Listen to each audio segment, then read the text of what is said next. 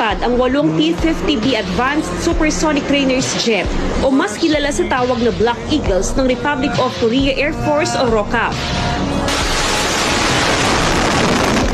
Makalipas ang ilang sandali, kasama na ng Black Eagle sa ere ang 4 na FA-50 Light Combat Aircraft mula naman sa Philippine Air Force. Nagpamalas pa ng air superiority ang Black Eagles, kung saan naging exciting ang nasa 23 maneuver na ginawa sa loob ng mahigit kalahating oras. Bahagi ito ng air show at friendship flight sa Clark Air Base, Mabalacat City, Pampanga, kung saan sanib puwersa